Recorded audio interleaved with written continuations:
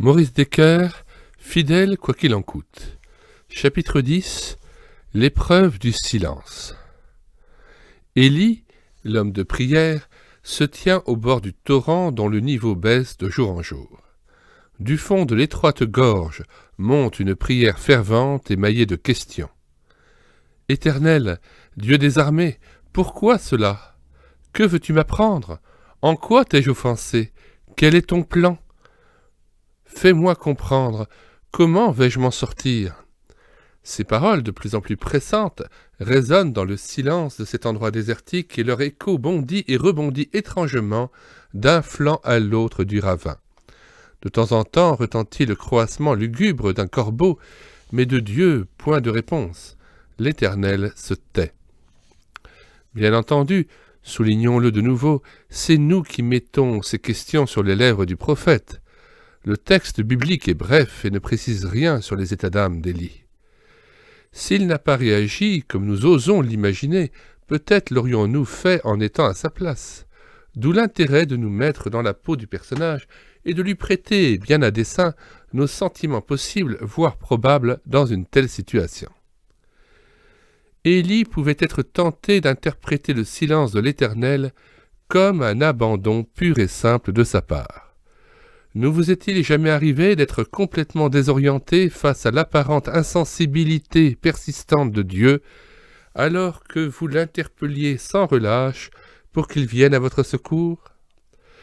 N'avez-vous jamais murmuré dans un sanglot ou crié de dépit au cours d'une attente longue, vaine, désespérée? Dieu m'a abandonné. Vous étiez totalement désemparé, ayant l'impression que la présence familière et protectrice de votre Père céleste s'était retirée loin de vous. En réalité, il n'en était rien. Un prisonnier juif a écrit ces paroles émouvantes sur un mur de sa cellule à Cologne. « Je crois au soleil même quand il ne brille pas. Je crois en l'amour même quand il ne m'entoure pas. Je crois en Dieu même quand il se tait. » Considérons le drame vécu par Job.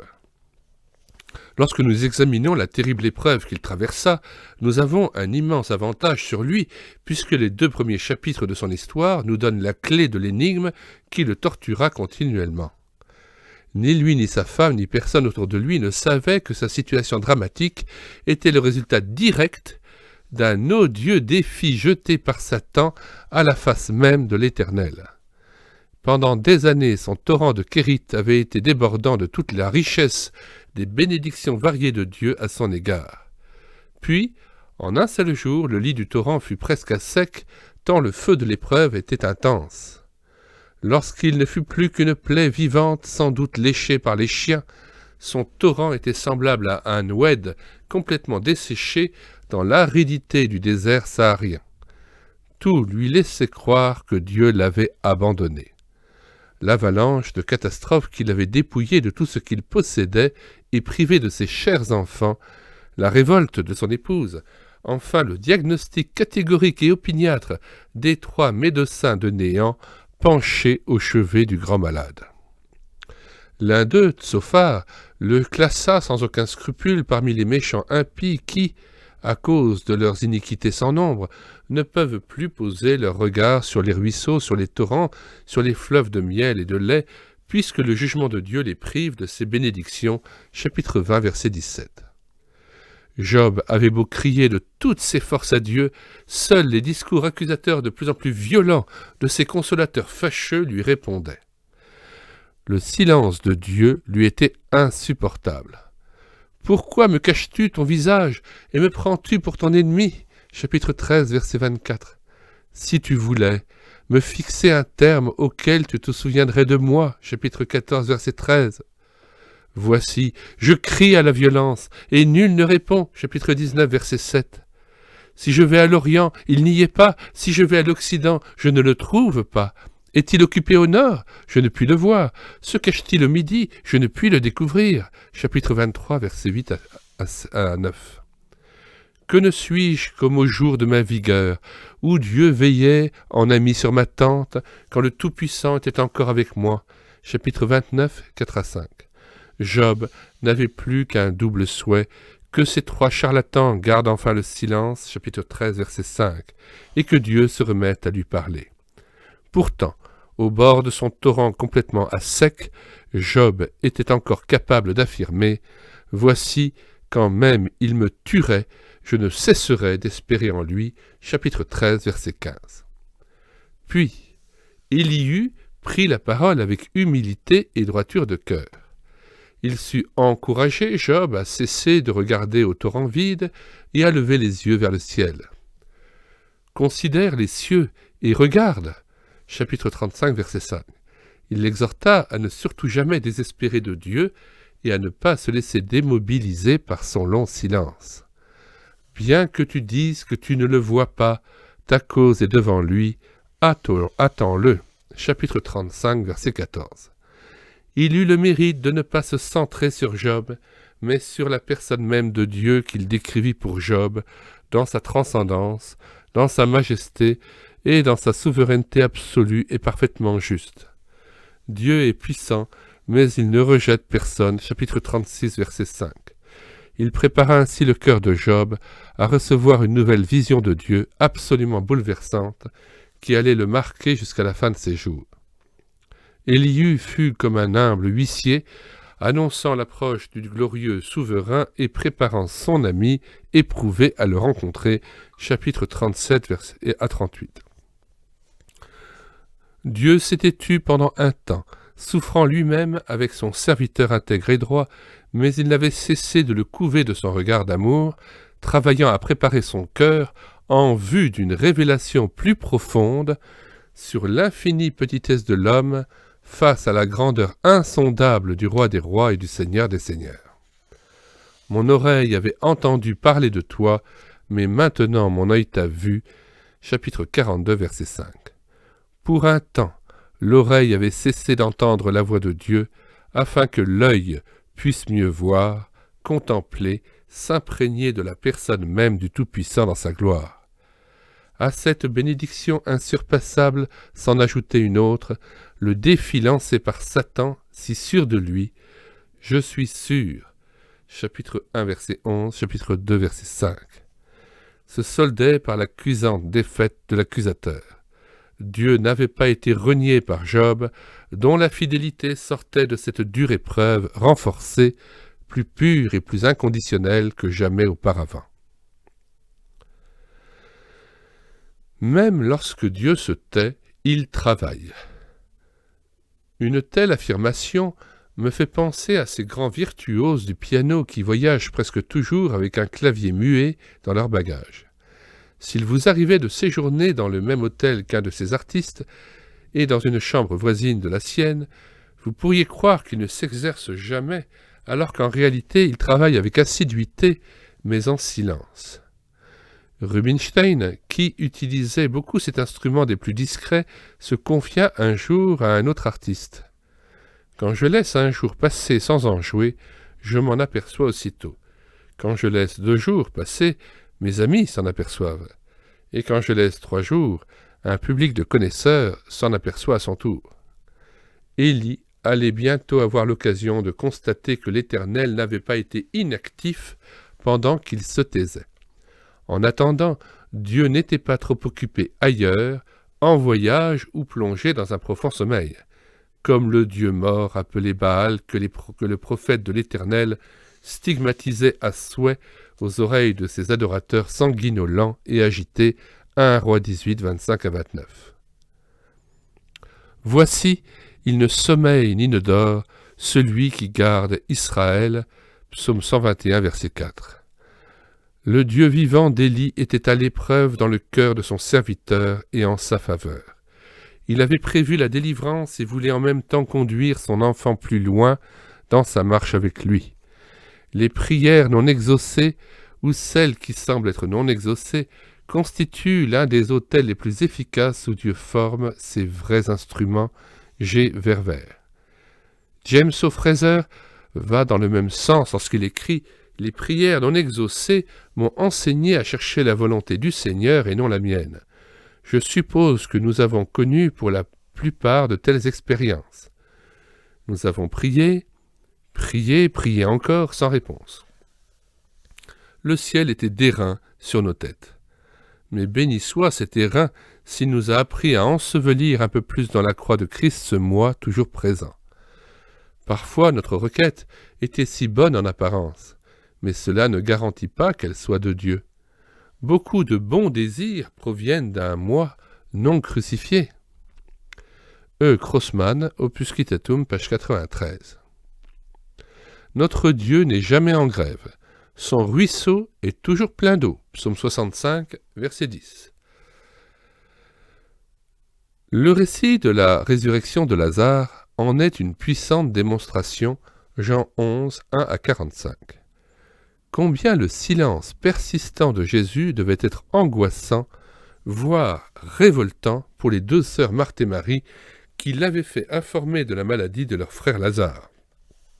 « Seigneur, voici celui que tu aimes est malade. » Verset 3.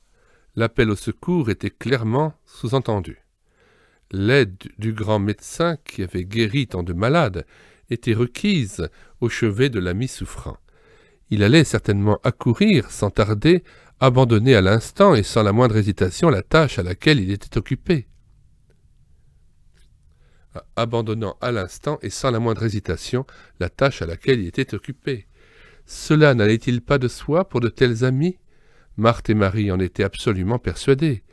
Pourtant, Jésus n'arrivait toujours pas, et le temps qui s'écoulait inexorablement voyait diminuer la flamme de vie bien vacillante, animant encore le cher malade.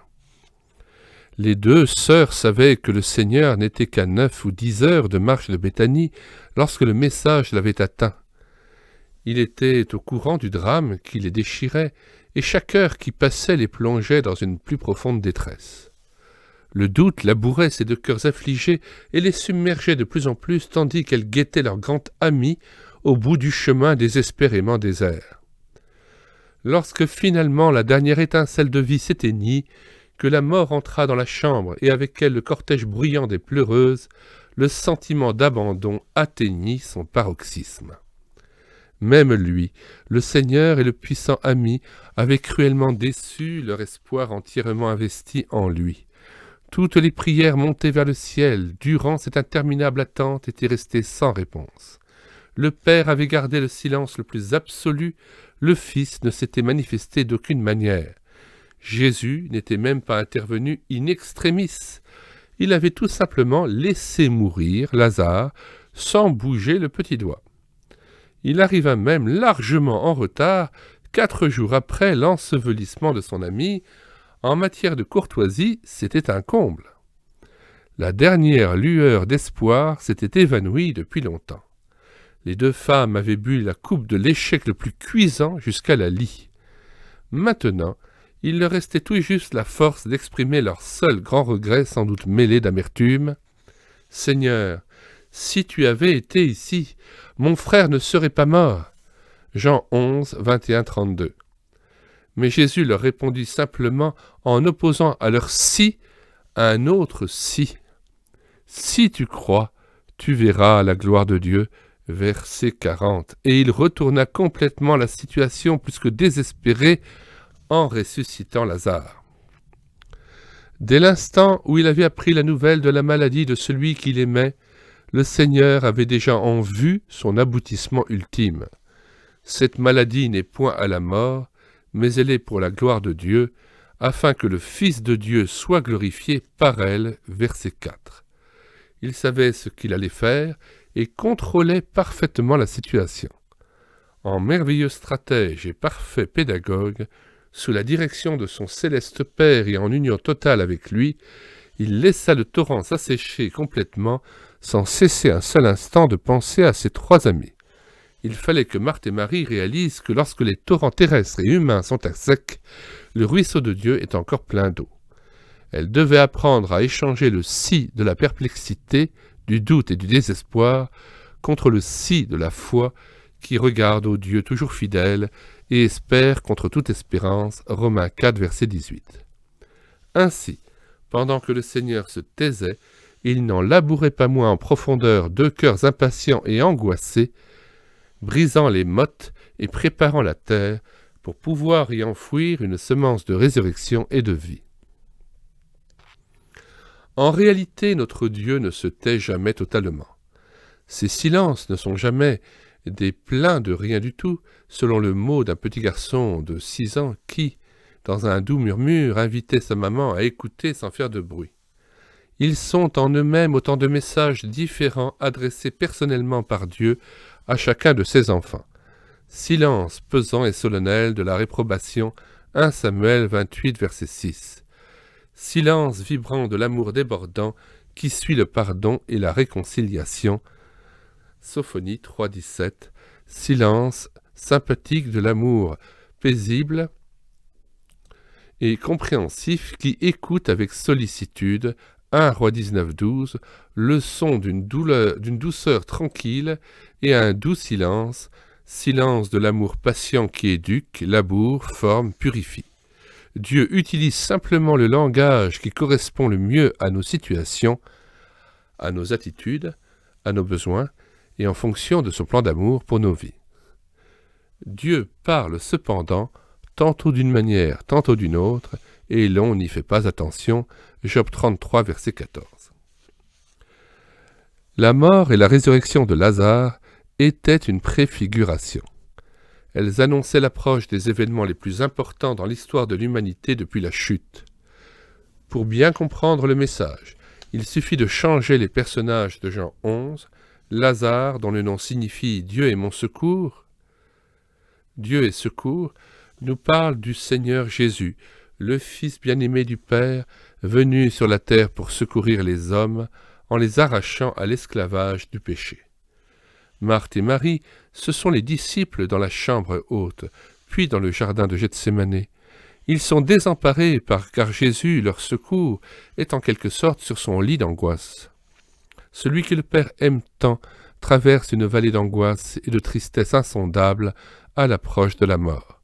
Ils ne comprennent pas le silence d'un Dieu qui n'intervient pas en faveur de son cher Fils.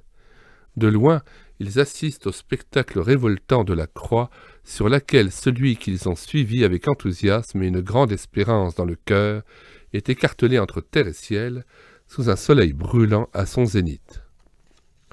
Mais pourquoi Dieu se tait-il donc alors que les incrédules ricanent grossièrement face à l'impuissance de leur maître? Comment peut-il laisser faire ainsi et rester insensible aux cris qui montent du fond de leur âme? Comment peut-il ne pas s'émouvoir et réagir avec puissance à l'écoute du terrible pourquoi de son Fils? Mon Dieu, pourquoi m'as-tu abandonné? C'est l'heure de la solitude absolue du Fils de Dieu dans les ténèbres de Golgotha, c'est l'heure du blackout total, c'est l'heure de l'échec complet et de la déroute de celui en qui ils ont investi tous leurs espoirs. Le Maître meurt et Dieu se tait. Victoire sinistre de la mort, du diable, de la méchanceté cruelle et de la lâcheté des hommes. Pourtant, durant ce temps où Dieu se taisait, il travaillait puissamment au salut de l'humanité tout entière en laissant mourir son Fils bien-aimé sans intervenir. Cette maladie était à la mort pour la gloire de Dieu, et le Fils de Dieu serait finalement glorifié par elle. Le 3e jour, alors que le temps de l'espoir était irrémédiablement révolu, un ange du Seigneur descendit du ciel, vint rouler la pierre et s'assit dessus. Matthieu 28, verset 2. Le Père ressuscita glorieusement son Fils, révélant ainsi que la dette du péché était définitivement payée grâce au sang précieux versé sur la croix. Il ne laissa pas son bien-aimé dans le séjour des morts et ne permit pas que le corps de son fidèle pourrisse dans un tombeau. Acte 2, 27. C'était la fin de la tristesse et le début d'une vie radicalement nouvelle pour les disciples affligés et découragés, ainsi que pour toutes les Marthes et Maries éplorées et désespérées, qui se sont tournées avec confiance vers le Christ vivant depuis bientôt 2000 ans. Dieu a ses solutions à nos problèmes. Nous pouvons imaginer l'étonnement émerveillé du prophète Élie lorsqu'après coup il put considérer l'ensemble du plan prévu par l'Éternel pour pourvoir à ses besoins. C'est ce qui a fait dire à Luther « Nous demandons de l'argent à Dieu, il nous donne de l'or ». Ne peut-il pas faire infiniment au-delà de tout ce que nous demandons et pensons?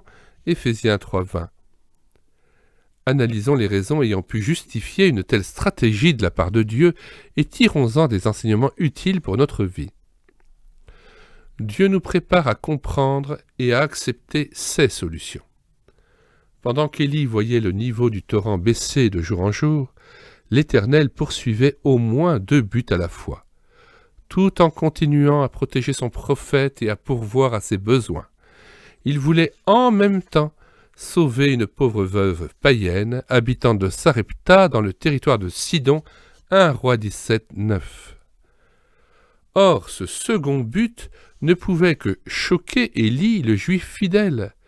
Comment Dieu allait-il s'y prendre pour faire sortir son serviteur du territoire d'Israël et le conduire tout droit dans l'antre ténébreux de la bête hideuse, dans la patrie de la diabolique Jézabel, d'où venaient toutes les abominations qui souillaient et pervertissaient le peuple élu.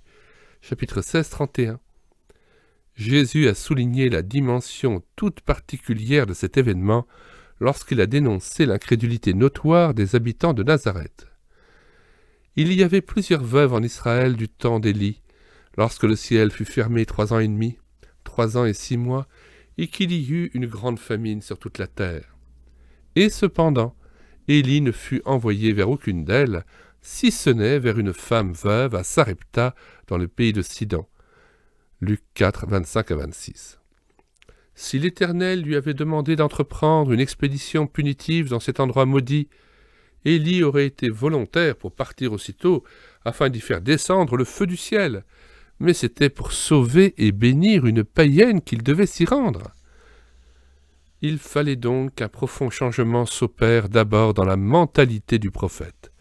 Comment Dieu a-t-il préparé Élie à comprendre et à accepter sa solution? Petit a, en lui envoyant d'abord des corbeaux, oiseaux impurs, pour le nourrir au bord du torrent. N'a-t-il pas procédé de la même manière de nombreux siècles plus tard pour préparer l'apôtre Pierre à accepter de se rendre chez le païen Corneille afin d'y proclamer le glorieux message du salut en Jésus-Christ? Pierre, qui avait été mandaté par Dieu pour prêcher l'évangile aux Juifs, Galates 2,8, demeurait alors depuis quelque temps déjà à Joppé chez un tanneur, Acte 9, verset 43. Son hôte exerçait donc un métier impur aux yeux des Juifs, puisqu'il manipulait des cadavres d'animaux, Lévitique 11, 39 à 40. Sa maison était située à l'écart, près de la mer, à la fois à cause du statut particulier de sa profession, de la mauvaise odeur engendrée par le traitement des peaux, et parce que ce travail exigeait beaucoup d'eau.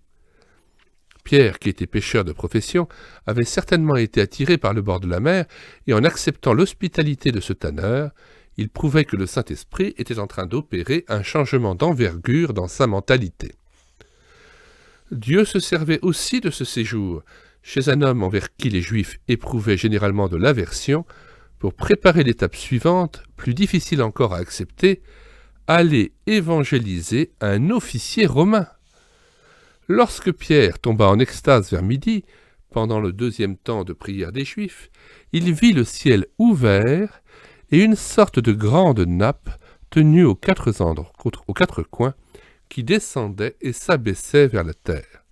Elle contenait toutes sortes d'animaux impurs, parmi lesquels se trouvait sans doute un corbeau.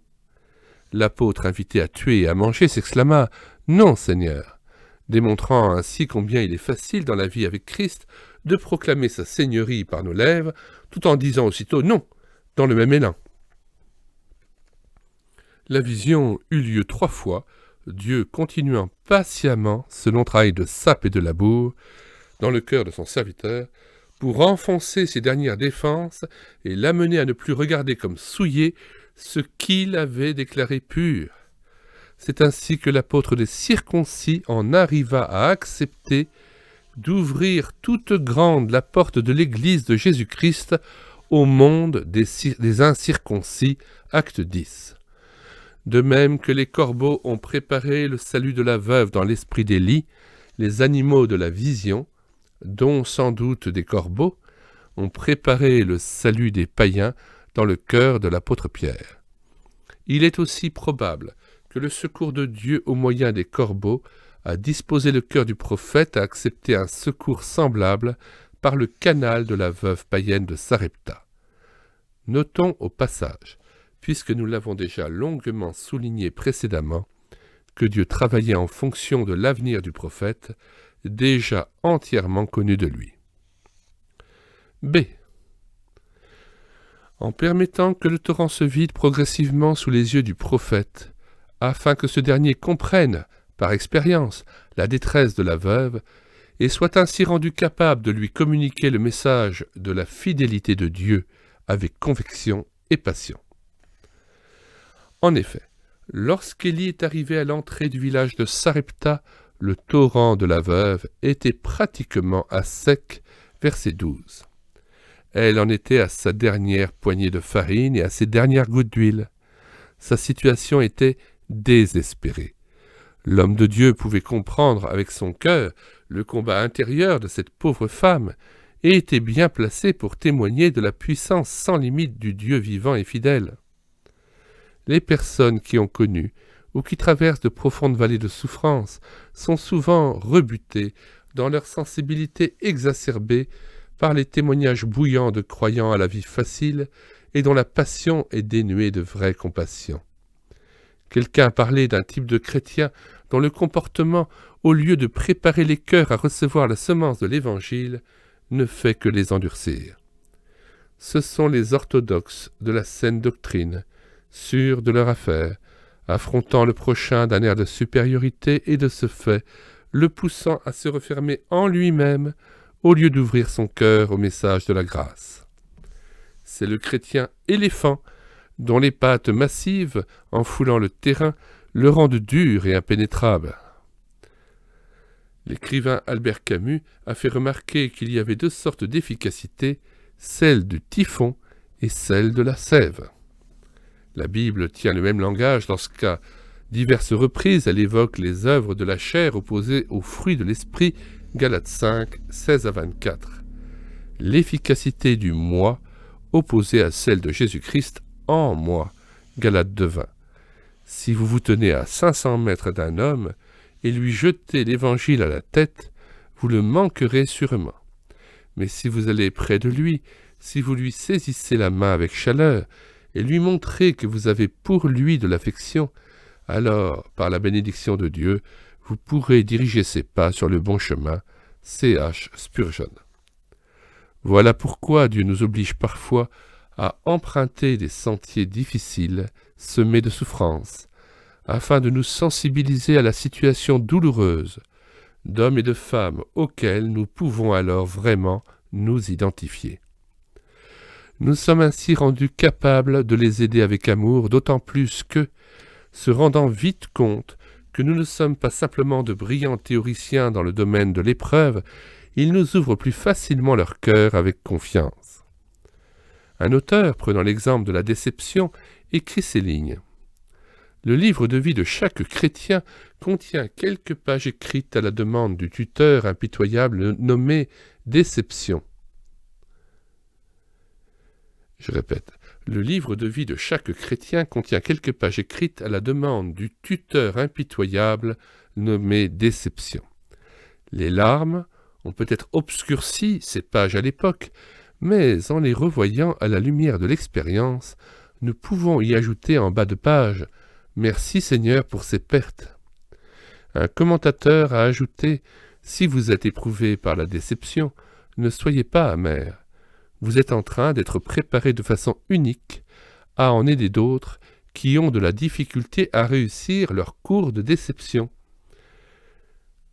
Note 1, tirée d'une méditation de notre pain quotidien, Radio Bible Classe, Québec. Pourquoi la plupart des psaumes de David rencontrent-ils un écho aussi fort et chaleureux dans le cœur des croyants éprouvés du monde entier? Parce que leurs lecteurs se sentent rejoints dans leur situation par un homme qui peut les comprendre ayant connu bien des détresses et des difficultés semblables aux leurs. Ils ont le sentiment qu'il leur sourit avec sympathie à travers ses larmes pour les encourager à mettre leur confiance en Dieu. Ce fut un très grand roi, certes, mais si proche de nous par la sobre transparence et l'honnêteté dont il fit preuve dans ses prières bouleversantes venues jusqu'à nous. Il n'y apparaît pas assis sur son trône, drapé dans la pourpre royale, mais tout juste à notre niveau, sans suffisance ni condescendance orgueilleuse. Cet homme, nous l'avons vu, a dû emprunter des chemins bien douloureux dès sa jeunesse, perdant son meilleur ami Jonathan à l'issue de longues années pendant lesquelles il fut traqué, harcelé et pourchassé comme un criminel. Ces 40 années de règne furent marquées de terribles drames de toutes sortes, en particulier dans sa vie familiale. L'adultère et le crime commis au sommet de la gloire assombrirent toute la fin de sa vie par leurs conséquences douloureuses en lui, dans sa famille et dans son royaume. Le complot et la rébellion ouverte d'Absalom, son fils préféré, brisèrent son cœur de père. La guerre le vit souvent sur les champs de bataille, et la mort frappa fréquemment autour de lui. Ses psaumes, véritable radiographie de son cœur mis à nu, mais aussi de sa foi chancelante, puis restaurée et fortifiée, et de sa passion croissante pour son Dieu, me rejoignent dans mon expérience quotidienne et me pressent de me confier bien davantage dans la parfaite fidélité de Dieu. On ne peut emmener les autres plus loin que là où l'on est soi-même arrivé. Le chemin qui conduit à la délivrance du prochain en détresse passe par ma rencontre avec mes propres détresses et par la victoire du Seigneur sur elles. Il te faut passer par le feu et par l'eau, par le doute et le désespoir, par la détresse psychique et spirituelle, si tu veux obtenir la puissance de gagner des âmes. Tu dois passer par le feu si tu veux en arracher d'autres, et tu dois te jeter dans les flots si tu veux en sortir d'autres. Tu ne peux grimper la grande échelle sans sentir la brûlure des flammes, tout comme tu ne peux diriger un canot de sauvetage sans être environné de vagues. C.H. Spurgeon. Cet épisode de la vie d'Élie, dont Dieu a pétri et ramolli le cœur afin de pouvoir faire de lui son évangéliste auprès d'une pauvre veuve païenne en perdition, nous dévoile donc comment le Seigneur prépare et dispose notre cœur en vue d'un témoignage béni auprès de nos contemporains, des morts en sursis dont les vases sont vides, verset 12.